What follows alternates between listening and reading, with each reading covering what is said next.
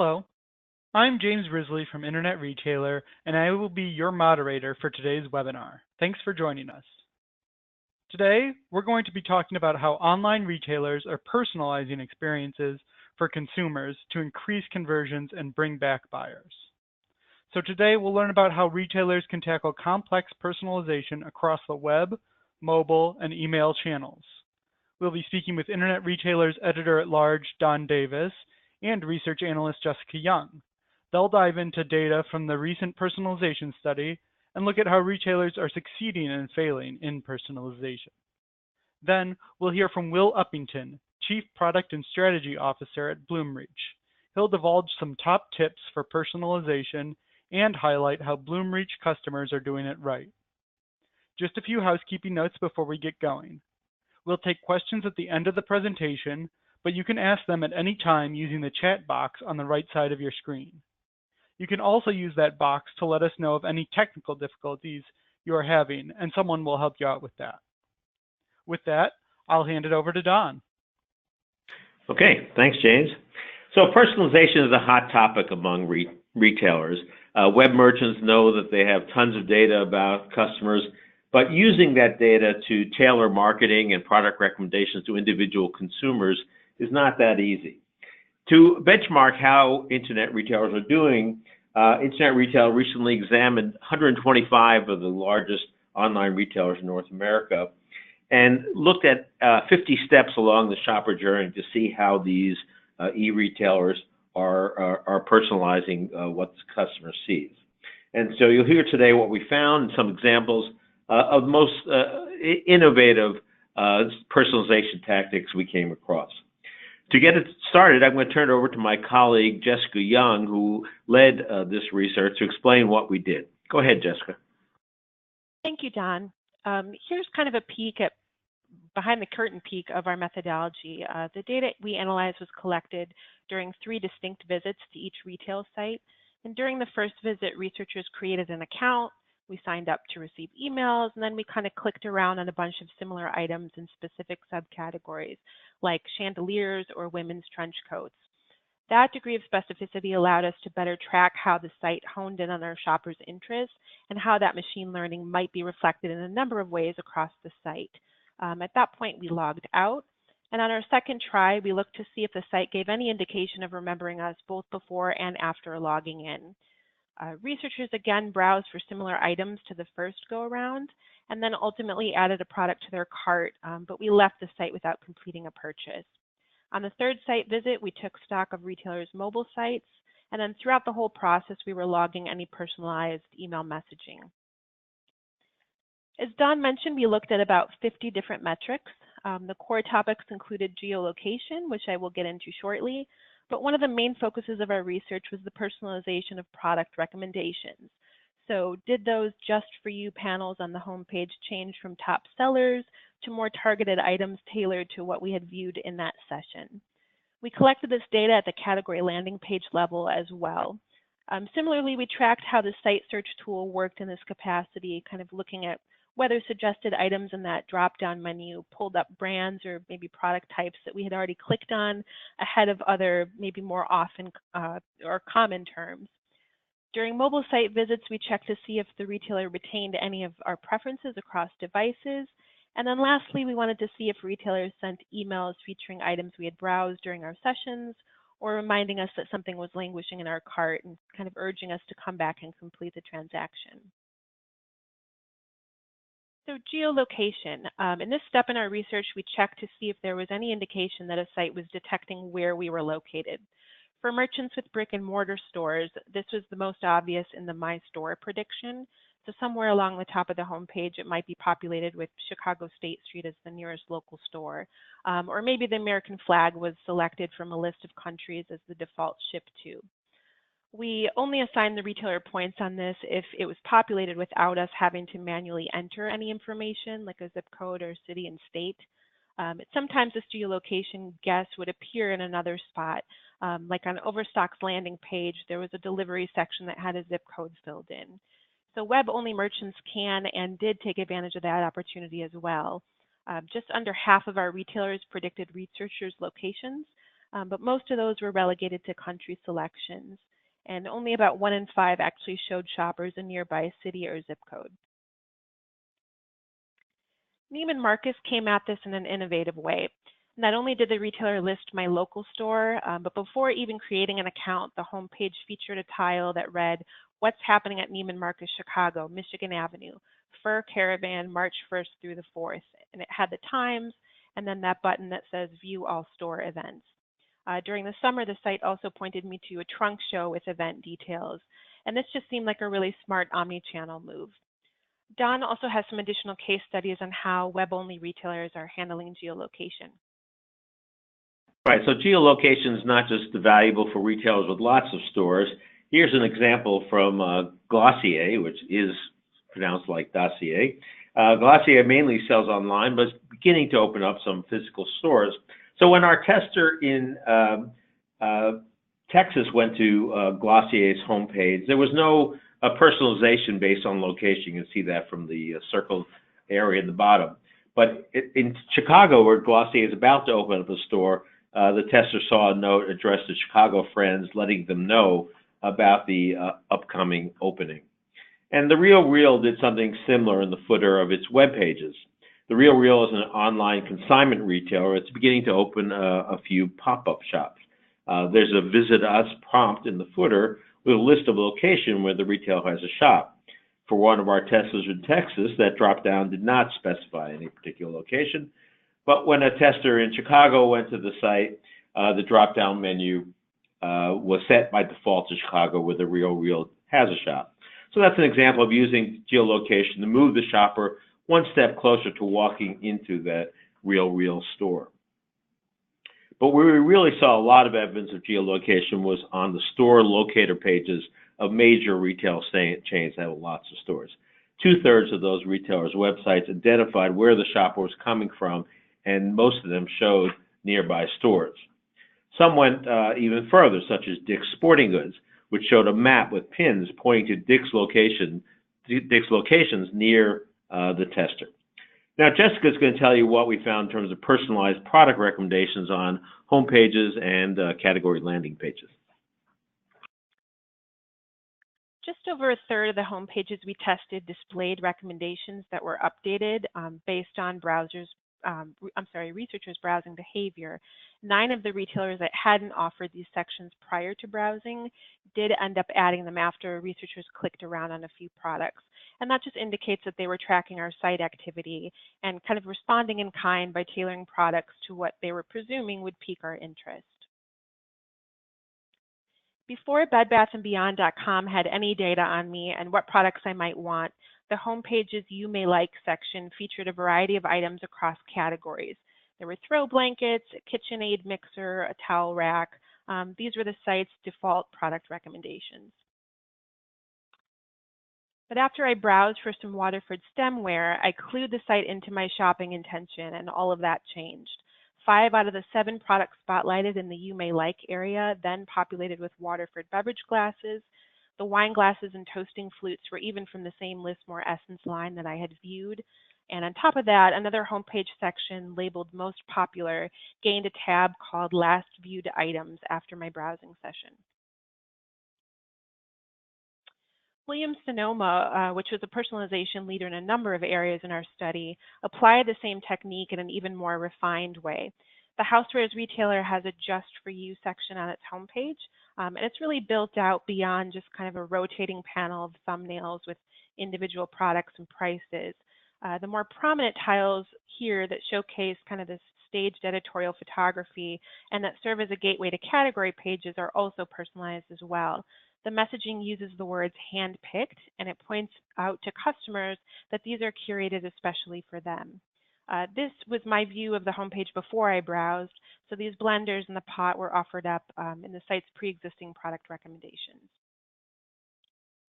After I checked out a bunch of grill accessories like tongs, skewers, and cedar planks, I went back to the homepage and saw refreshed tiles. The Just For You section now catered to my preferences. Those previous tiles were swapped out for the outdoor dinnerware suggestion, plus a grill tools and accessories section, just much more relevant after the retailer began to understand my shopping behavior.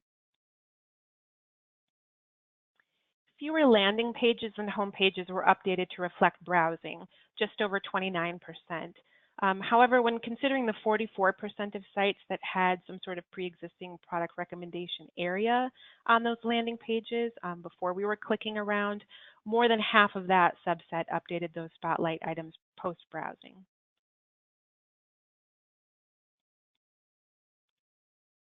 Most of the retail sites we studied, over 80%, showcase similar items on product detail pages. But from our own observations during these visits and just from interviews with experts in the field, the products that show up here are usually variations of some sort of keyword match with the description of the product being viewed.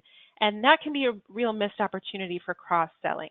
So instead of using that real estate to offer, say, 6 other red sweater options, some retailers went a step further and featured related or complementary products with this kind of complete the look approach.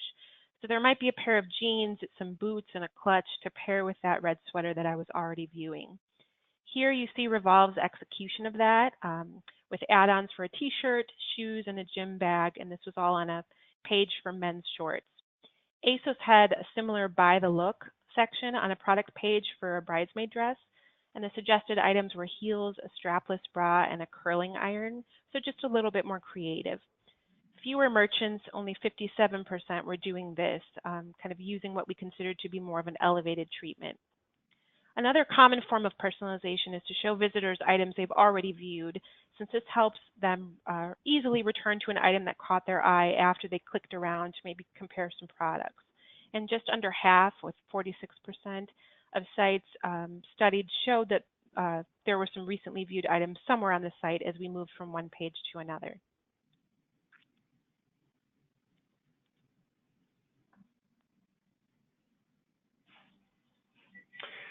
So one of the things that we did after we browsed for a bit was we created an account with the retailer. We wanted to see whether that affected how the retailer tailored offers to us. We noticed that only 8.7% of retailers we tested offered us the option to stay logged in. And that surprised us a bit because it's really helpful for the retailer if the consumer visits their site is logged in, especially nowadays when so many of us move from our smartphones to our tablets to our PCs, and a cookie won't necessarily identify who that person is if he or she isn't logged in. There are, however, security issues. After all, if I stay logged in, someone else sits down on my PC, they could buy something or even change my shipping address. Same thing on my smartphone. So that may account for why most online retailers don't initially offer the option to stay logged in. But a much larger number, more than 38%, offered that option on a second visit, perhaps when they felt more sure this is a legitimate and loyal customer. Some also use the login page to gather information about the customer, like PetMed Express, which asks for information about your pet and let you upload a photo. And while this says Jessica's account, Zorro is actually my cat. And when you do upload a photo, you see that photo every time you go to the site, which of course makes every pet owner happy. And a PetMed Express also invites you to create a pet profile that includes a lot of information about the type of pet, breed, allergies, and medications. So this is very valuable data the retailer can use to target you with relevant offers. And while most personalization we saw was based on inferring a shopper's interest based on her behavior, some retailers took a more direct approach. They asked consumers what they like. JustFab did it in a particularly fun and visual way with a quick style quiz. They started by asking you which of these 5 style shoes is most you.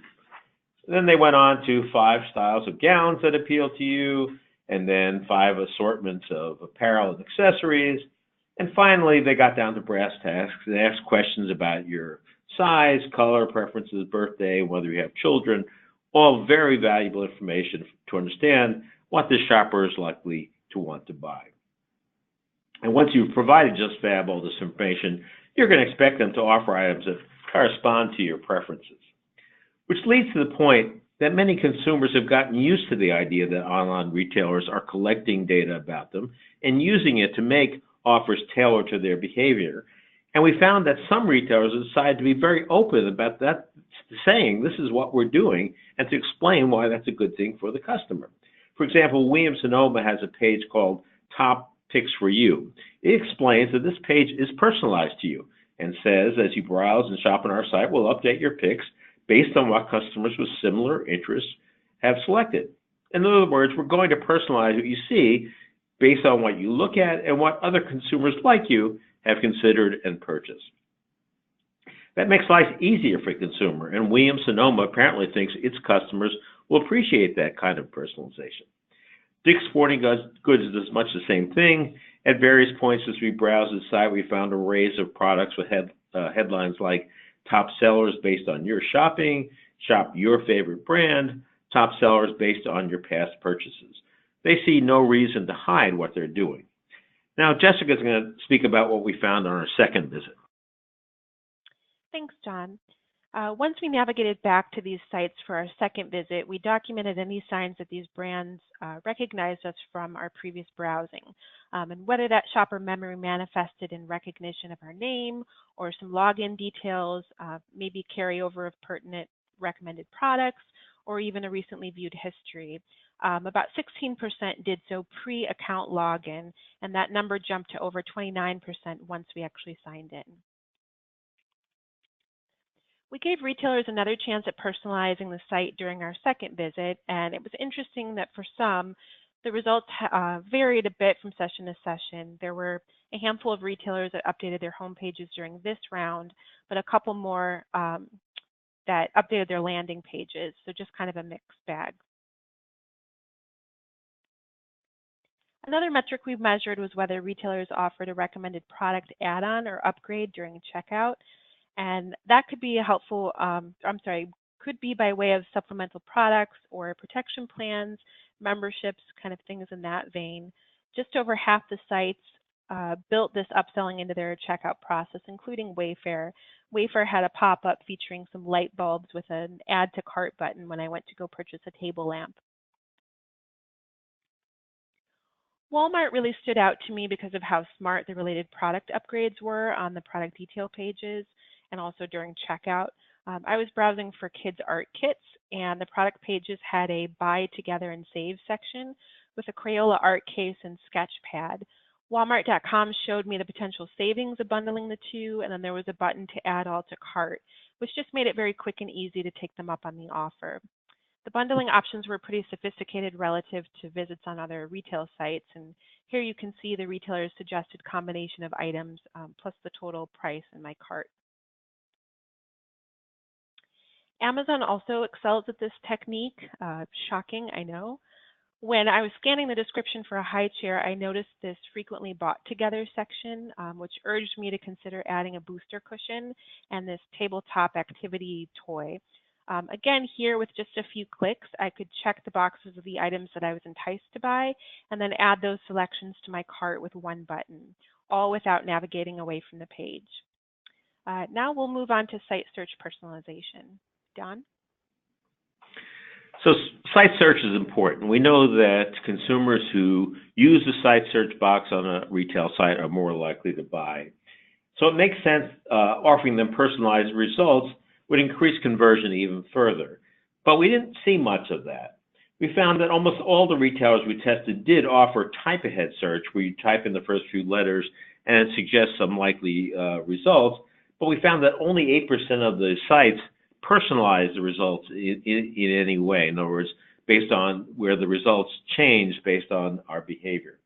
There are some possible explanations for this. For example, retailers may want to focus more on showing high up in search results items that have high margins, or they have a lot of in stock. Whatever the reason, we didn't see a lot of personalization here, but we did see some good examples. So, for example, on the Dillard search engine, the results changed after we browsed some clothing from the Mischievous line. After that browsing, when we typed in Miss, that brand came up first, which wasn't the case before. Sephora has an even simpler way of personalizing site search. The site search box simply shows you terms you searched for before, so you can easily search for them again. And Forever 21 shows you different products based on what you've looked at. So when we first searched for hoodies, we saw this array of women's sweatshirts. But after we looked at some men's sweatshirts, a search for hoodies sprinkled in items for men as well. Amazon was interesting because it personalized site search based on what category you were viewing. In this case, our tester, Jessica, was in the baby category. When she typed in the letters H and I, the first products that came up were high chairs, which would be appropriate for someone shopping in the baby section. But typing in the same two letters in other categories produced different results. In this case, highlighters came up. And when we were in the fashion category, the first suggested result was high-waisted swimsuits. So Amazon is paying attention to where you are on the site and personalizing its site search results. So that's pretty slick. Neiman Marcus's mobile site stood out for the way it took advantage of the capabilities of the smartphone in connection with search. Underneath the search bar, there was a prompt to try the new image search feature. If you click on it, you get the explanation on the right for what Neiman calls Snap, Find, Shop. It explains you can take a picture of something you see, perhaps a shirt someone's wearing that you like, and a Neiman mobile site will show you items like it that the retailer offers. So one of our testers tried that out, taking a photo of a top hanging in her closet, and the Neiman Marcus mobile site immediately brought up some tops with some of the same characteristics. So that's very cool and a very smart way to engage a consumer that you know is browsing on her smartphone. Now, Jessica is going to tell you a bit about what we found regarding mobile site personalization. The screen of a smartphone offers less real estate for much beyond product inventory, which might be why such a low percentage of retailers personalize landing pages on their mobile sites. Only 10%, as compared to roughly triple that number for retailers that accomplish that task on their desktop counterparts. With mobile share of sales on the rise, it really behooves retailers to explore personalization on this frontier. Carter's really led the way in mobile personalization with a section in the navigation literally called Personalized Shopping. It had some pretty robust options like My Hearts, which is a list of favorited items, and they tout that as being accessible across devices. There was a recommended for you area of curated pieces based on shoppers' browsing. A lot of people feel as though converting on a mobile device is harder, but the children's apparel retailer is using functionality that's already in our digital lexicon. And that's most apparent in the feature called Love This, Leave That. The site reads, with each swipe, we'll learn a little bit more about your style, and it prompted me to select the gender and age of the child I was shopping for. Carter's Tinder-inspired instructions advised me to swipe right on an item that I loved to save it to the My Hearts favorite list, or I could swipe left if I wasn't interested. When a shopper views a product on a retailer's page, that's an indication of interest in that item. If and when a shopper goes the extra step of clicking that Add to Cart button, the intent becomes even clearer. So those consumer signals are really an opportunity for merchants to follow up with reminders and possibly incentives for a final nudge to get that sale. But we found that only about 4 in 10 retailers studied sent an email suggesting that we return to the site to kind of pick back up where we left off in our abandoned shopping session after we browsed a few items. A higher percentage, more than 60%, did so after the second site visit when we would have placed an item in our cart. The vast majority of all these email messages personalize the content by featuring the item or the category that we shopped. Best Buy was one of the leaders in email marketing personalization. It had a pretty rigorous program that included cart abandoned emails as well as the less common browse abandoned emails. Most of these messages were personalized with my name, and all of them were personalized with images of and some product details for drones that I had clicked on, not just a generic reminder to complete my purchase. Here, the subject line is, "Great choice, Jessica. You should act fast. How about another look?" which addresses me by name. It offers some, flattery for my taste, and it both gets across a sense of urgency and that call to action. Plus, the Take Another Look button really makes it easy to dive back in.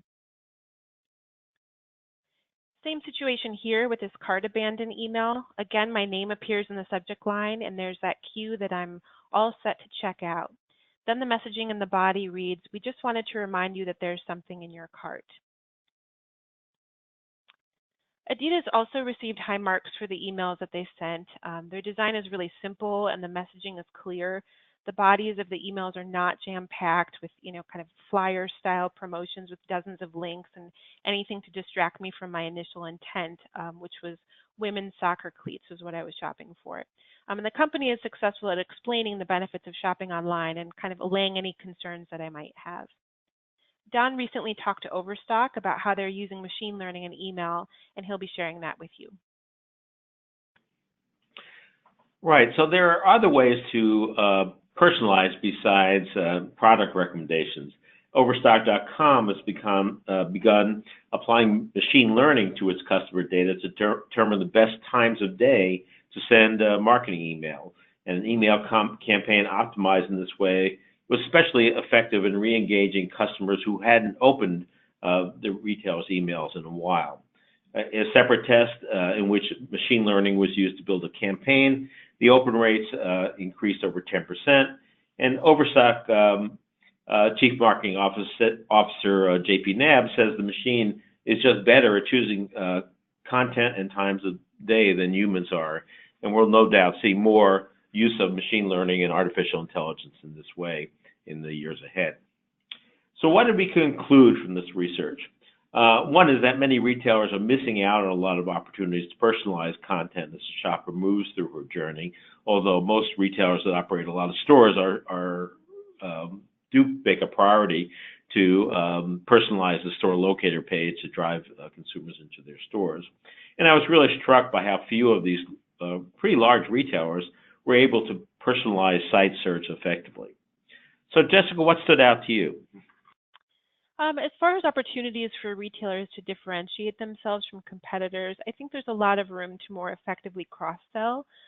Merchants can advance their personalization techniques beyond just offering a bunch of identical items with more, smarter, complete the look options on product pages.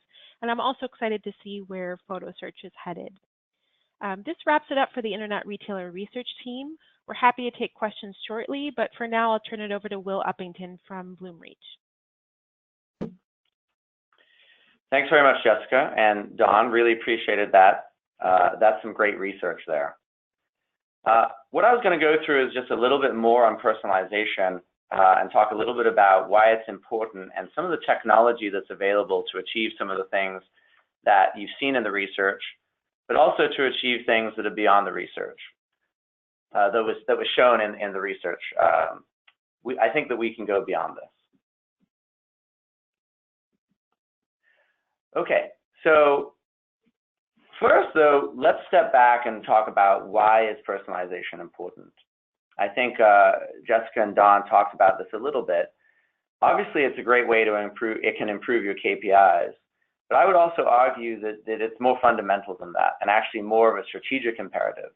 If you look at what's happening overall in e-commerce, you see the success of these mega retailers, or Amazon being the principal entity here, and something that we at Bloomreach call the Amazon effect.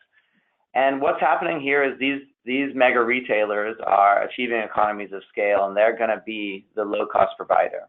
If you know what you want, then they are going to be the best place to find it and then ship it to you at low cost. What that leaves for the rest of us to do is we have to differentiate. And I think it's hard to imagine a differentiated experience that doesn't have personalization at part of that experience. So not only is personalization important because it can improve your online KPIs, like conversion rates, but we also believe it's a strategic imperative.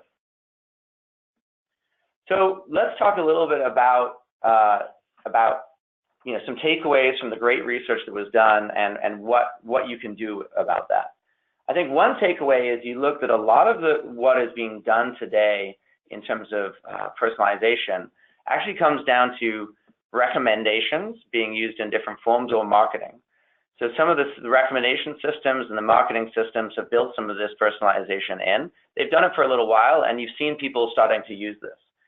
But there's limited personalization occurring in the core experience.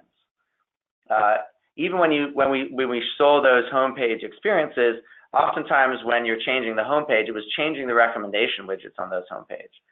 but there's a lot less personalization of the content and a lot less personalization of banners and the product grids on category pages. And one of the clear findings was there's not a lot of personalization within site search. Well, I think it's important to note that this is not because the technology isn't available to do that today. The technology absolutely exists. It's something that we've been working on for a while, and we were glad to see in this research the number of customers like Forever 21, Williams-Sonoma, et cetera, were mentioned as being folks who are taking a lead role in personalization. So let's talk a little bit about how you can personalize and what technology capabilities are available. Well, first, at a high level, we think that there's a couple different ways. There's a lot of different ways of categorizing ways of personalizing. But if you just think about how you're going to personalize for a particular user, we think there's two helpful ways to think about it. One, you can personalize based on their identity, which is information you know before they enter the site. This could be information that you provided within the account login information that Jessica and Don were highlighting.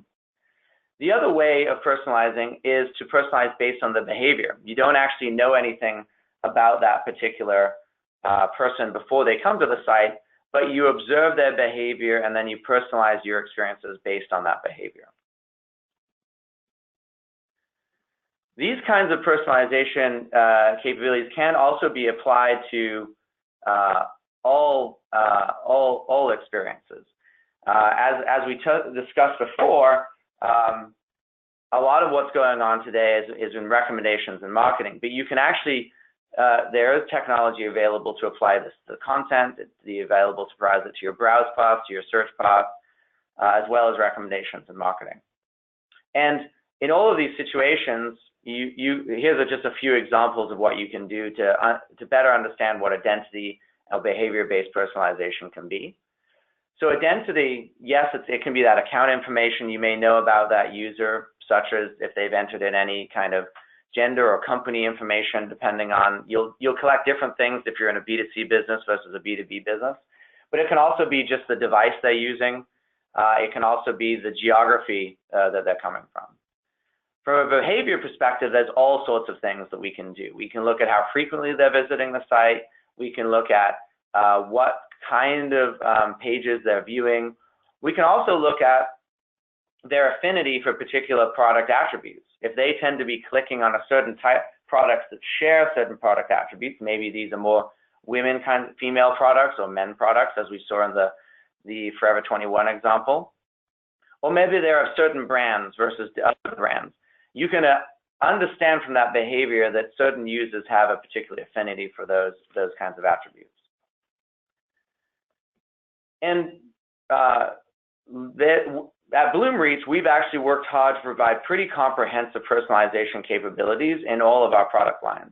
So Bloomreach offers a digital experience platform, or DXP, and we also provide the ability to power search and merchandising capabilities, and we also provide the ability to provide next generation content management system, or CMS kind of capabilities. Both are part of this digital experience platform. And within these, we give you the ability to personalize based on identity or based on behavior across all of your core experiences. The content that the CMS is providing, and the browse and search that the search and merchandising engine can be providing. So what I thought I'd do is I'll just talk a little bit next about some of the examples that we see people using and some of the type of personalization capabilities that we can enable. So if we just start with focusing on identity personalization, it's important to note that there's, depending on what company you're working with, there's different ways that this personalization capabilities can be applied. And so we wanted to break this out between our B2C customers and also our B2B customers. In fact, identity is actually a little bit easier on the B2B side. So let's start with there, because oftentimes this is your customer is a business, and you can often know quite a lot about them. For instance, you may be able to understand the vertical that they're coming from, such as you may serve people from their company is within construction, or their company may be in healthcare. Well, with that's very useful information that then you can use to improve the experience of everyday capabilities such as search. So imagine you offer a range of gloves. If somebody searches for gloves, if you have that information that they're coming from the construction industry versus healthcare, you can show very different kinds of gloves for those. Construction, obviously, gloves need to be used to handling construction material, whereas in healthcare, these are typically the latex gloves that are used for sanitary purposes. Occupation is something similar. You're going to want to show different things for a plumber and electrician. If they're searching for something generic or they're looking at the wiring, for example, very different types of wires that may be appropriate for those different occupations. Another one is regulations. One of our customers sells toilets in a business-to-business way, and there are certain regulations that had where there were conservation policies enacted. So we wanted to go ahead and boost low-flow toilets versus for those particular states where they were requiring the sale of those kinds of toilets. In B2C, a number of examples here are relevant as well. Something simple, like you can only sell products to certain locations. Well, you don't want to be showing products that you can't sell to those locations. That's a very easy capability that we can support with our system that a number of customers are using. You may also want to show different types of products because you know your customers' preferences are going to change when they come from different regions. A simple example may be jackets or sweaters, where you know people coming from warmer areas are going to want different products, so different sweaters and jackets if they're coming from areas that are going to be much colder. You're able to change the banners or calls to action. You're able to change the products within that system, and that can provide a much better experience that's going to lead to improved KPIs. It's also possible in our platform to ingest that demographic information that you captured during that account login, and then be able to use that in terms of either automatically or creating rules to personalize around product preferences or even the content you're displaying. So that's identity personalization and some of the examples that we've seen our customers use successfully. We can also do a lot in behavior personalization. So with behavior, and a good example is the one that you saw in the Forever 21 site. That's simply a system where what's happening there is they're looking at what are the products that you're clicking on, and understanding what are the shared attributes of those products that you're clicking and buying. Not all the time, but very frequently, you're going to be buying men's products or women's products or boys' products or girls' products as an example. And that can be a great and very successful way to personalize, because as you achieve that greater understanding that they have an affinity across all the products they buy for that particular gender, then you can start boosting those kinds of products for search terms or for browsers or category pages where you may not know you're going to show very different products based on that gender. So that's a great example we've seen can have really great revenue improvements. We've seen anywhere from like 2 to 10% revenue improvements on search from applying that kind of methodology. Another interesting thing we've seen people be able to do is what kind of newness. Oftentimes, the newness of a product can be very important, such as in fast fashion and the like. And it's possible to understand based on the frequency at which your customers are visiting the site, and then realize that when somebody's brand new to the site, you may not want to be boosting things that are new because everything's new to them, so to speak. But if somebody's coming to the site very, very frequently, then that's a good indication that you may want to sprinkle in some more new products for them so that they're seeing something new every time, and it keeps them coming back and looking for more. So there's a number of great behavioral personalization capabilities within B2C. Within B2B, there's also some really good ones. A very good example is past purchases. Oftentimes when people are purchasing for a business, there is a replenishment need. They need to purchase things again and again and again. If they come back, you can understand that behavior of what they've purchased in the past and be able to display that more prominently. You can even do this also based on marketing campaigns and understanding what kind of marketing campaigns they've clicked on and personalizing based on those marketing campaigns where you're doing a great job of maybe personalizing your emails, but also make sure that landing page is personalized based on what you sent them in the emails and based on their past interactions with the marketing behavior. So those are just a few of the things that we have seen people be successful at, or that are capabilities of what we can provide. And I think one takeaway I'd leave everybody with is there's actually a lot of technology out there to personalize, and to personalize much more than we're doing today. So I think sometimes this isn't a question of technology.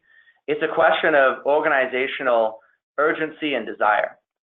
And I would just suggest that, the time is now. These mega retailers and the Amazons of the world, they're constantly entering. If they're in your business today, you know that they're a big threat. If they're not in your business today, well, you should expect that they're going to be. Amazon and these other mega retailers, they're going to leverage their economies of scale, their fulfillment capabilities to go into every different kind of business. It's just a question of time. Personalization is something that requires iteration. It's not something you should expect to turn on and immediately see dividends. That can happen, and that's great. But it's something you've got to build into your site strategy and do it on an iterative basis. And the time is to do that, I believe, is now. So with that, I'll hand it back so that we can go into a few different questions. Great, thanks, Will. And we'll get started with questions. As a reminder, you can ask them with the chat box on the right side of your screen. We'll start off with a question for you, Will. Does it matter where the data lives to power personalization efforts? Should they live in a customer data platform, or does it have to live in your DXP, or should it be in a CRM? Where is the master? Yeah, that's a great question. I think that what I can say what we're trying to do. What we're trying to do is to support all different, all of the above. So, we have built to date ways to ingest data that we can be sent, that could be housed in a CRM system or a customer data platform. At the same time, I think for quite a while, you're going to find that different platforms have different capabilities to understand what your users are doing.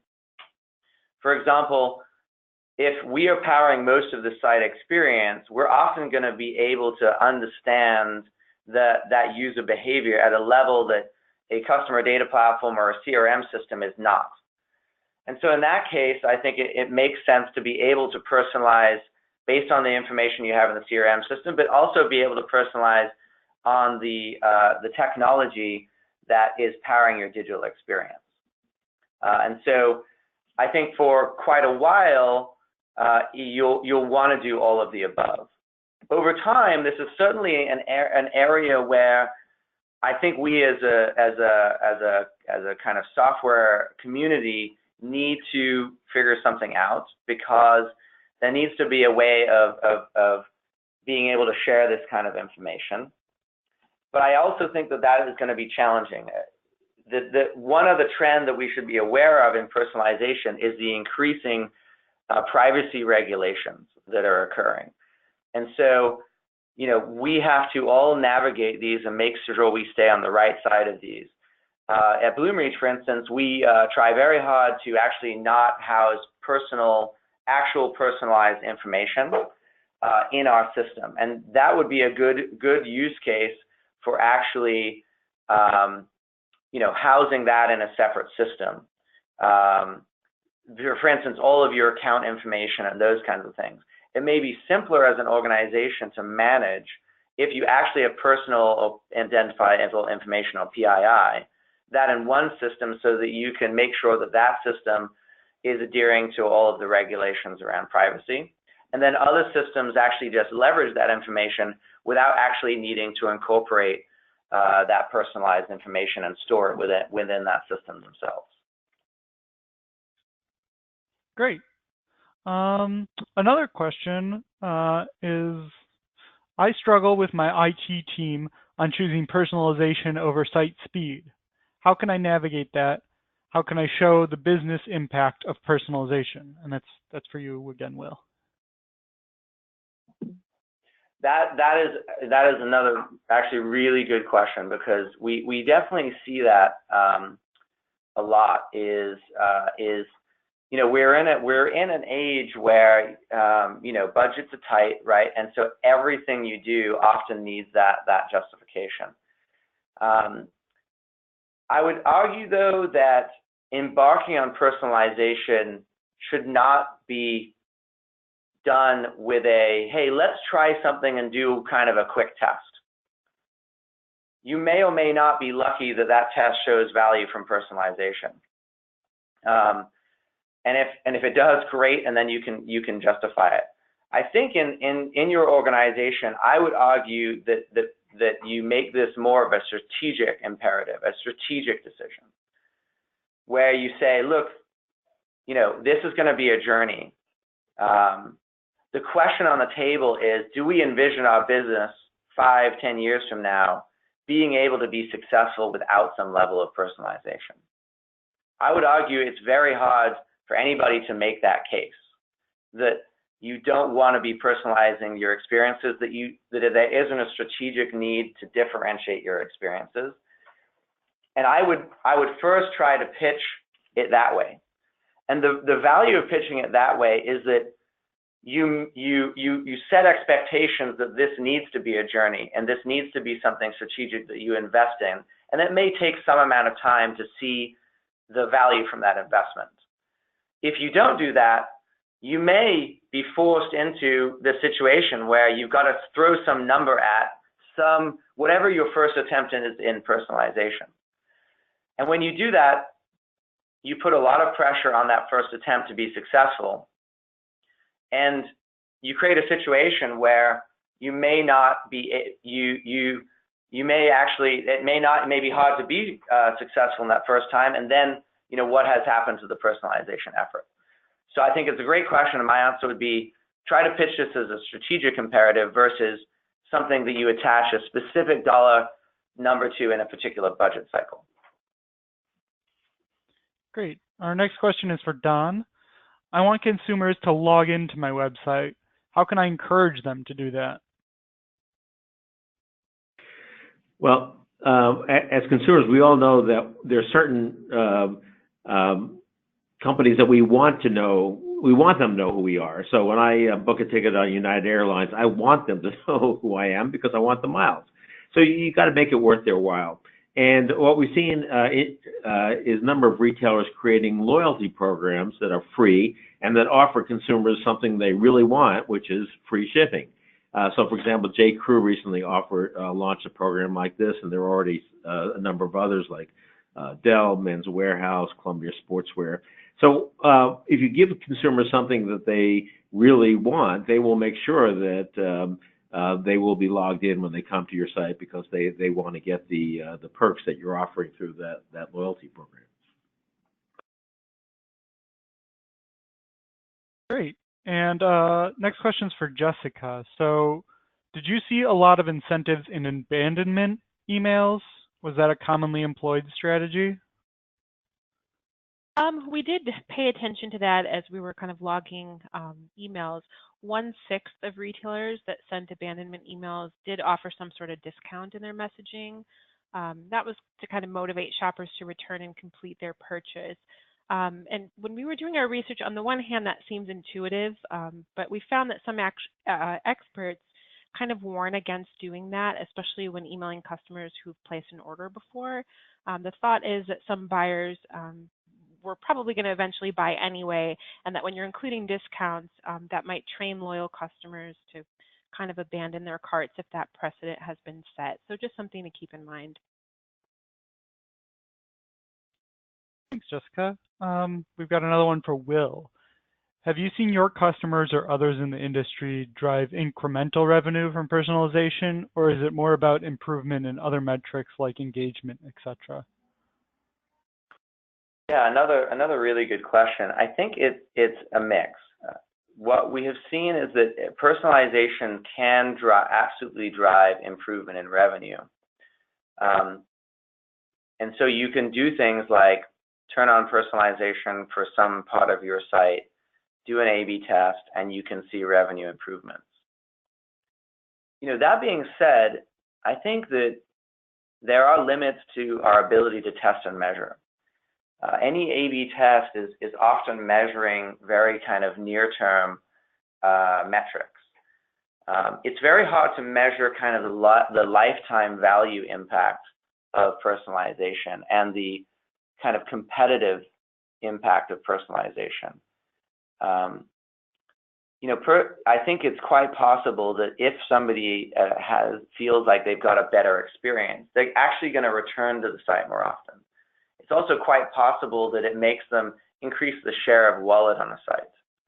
Those kinds of benefits of personalization are not going to show up in a kind of a 30-day A/B test where you're just measuring, engagement metrics and all through the funnel and trying to look for a specific revenue.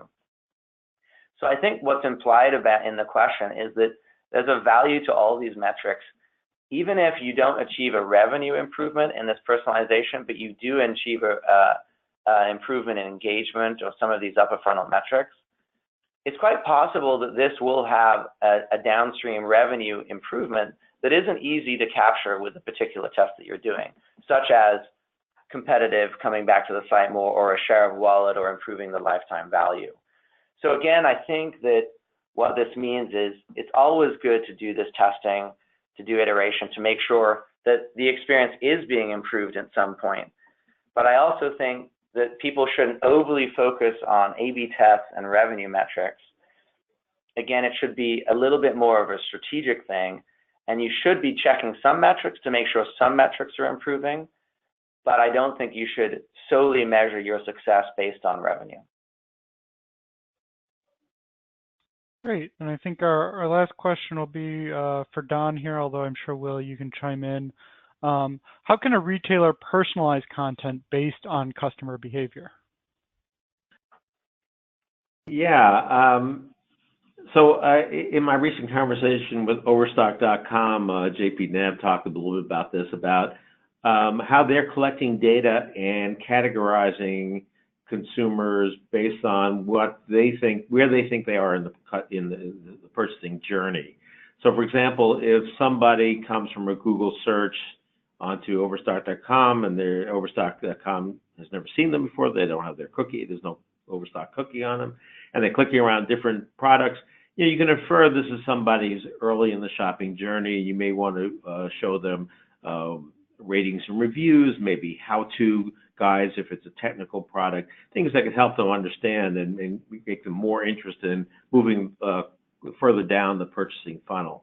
But if somebody comes and Overstock can tell from the cookie data that they've now looked at this product or related products a few times, you can infer that they're further down the funnel. At that point, you might want to show them warranties. You may want to show them return policies, things like that, where that will sort of put them over,